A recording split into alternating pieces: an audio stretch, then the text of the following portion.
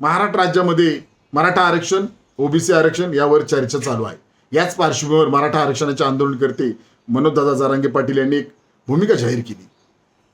ती भूमिका अशी आहे की 1994चा GR रद्द करण्यात यावा अशी मागणी मराठा आंदोलकांनी कलेक्टर साहेबांना निवेदन देऊन करावी. यावर मी प्रतिक्रिया दिली की 1994चा GR रद्द करू नये, कारण या GR मुळे धनगर समाजाला उपवर्ग बनवून 3.5% आरक्षण दिले आणि वंजारी समाजाला 2% आरक्षण दिले.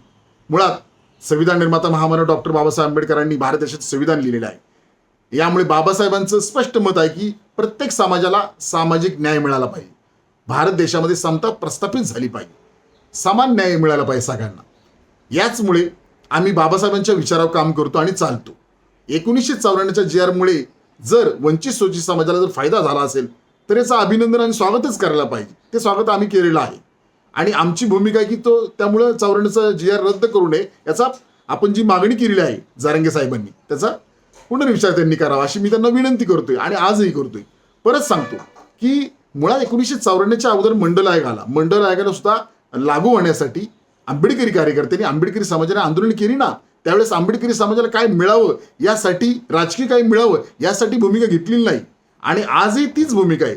मी जरी राष्ट्रवादी काँग्रेस पक्षाचा मित्र पक्ष असलो, शरदचंद्रजी पवार साहेबांच्या पक्षाचा, आणि आपण जे म्हणजे वक्तव्य केलं माननीय जरांगे पाटील यांनी की सचिन खरातांनी राजकीय व्यक्ती पाहण्यापेक्षा आमच्या समाजावर जो अन्याय झाला त्याच्याकडे पाहावं. नक्कीच मराठा समाजावर अन्याय होतोय.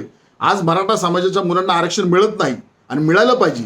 आज मराठवाड्यामध्ये मराठा समाजाची काय परिस्थिती मी स्वतः मांडतो ना. प्रत्येक पत्रपरिषदेमध्ये मी भूमिका मांडतो की मराठा समाजाला आरक्षण मिळालेच पाहिजे. त्यांची आज परिस्थिती काय, शिक्षण मिळालं पाहिजे, प्रत्येकाला तो अधिकार आहे आणि आरक्षण मिळालं पाहिजे, ही भूमिका आमची. परंतु यामध्ये आरक्षण देत असताना ही पण भूमिका आहे की आमची कोणत्याही परिस्थितीमध्ये सगळ्या समाजाला समान न्याय मिळाला पाहिजे, ही आमची हे. आणि 1994 नंतर जर पाहिलं तर माझा पक्ष आज रिपब्लिकन पार्टी ऑफ इंडिया हा या पक्षाचा मी अध्यक्ष आहे. आदरणीय पवारसाहेबांच्या पक्षाचे पवारसाहेब अध्यक्ष आहे. मला काय मिळेल किंवा मिळणार नाही याच्यावर मी काम करण्यापेक्षा महाराष्ट्र राज्यामध्ये, भारतामध्ये सामाजिक न्याय सगळ्यांना मिळाला पाहिजे, सामाजिक समता प्रस्थापित झाली पाहिजे, यासाठी मी हे वक्तव्य केलेलं आहे. सामाजिक न्याय प्रस्थापित झाला पाहिजे यासाठी मी पुढे जाऊन तुम्हाला मागणी करतोय जरांगे पाटील साहेब. रयतेचे राजे शिवाजी महाराजांनी या देशामध्ये सर्व जाती धर्माच्या मावळ्यांना एकत्र केलं आणि राज्य निर्माण केलं, रयतेचं राज्य निर्माण केलं.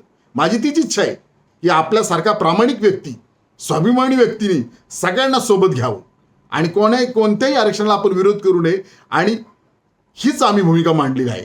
त्यामुळे मी म्हणत आहे की याचा विचार आपण करावा आणि सगळ्यांना सामाजिक न्यायाच्या माध्यमातून न्याय मिळावा आणि समता प्रस्थापित व्हावी ही इच्छा आहे. या माध्यमातून आपल्याला मी ही मागणी केलेली आहे.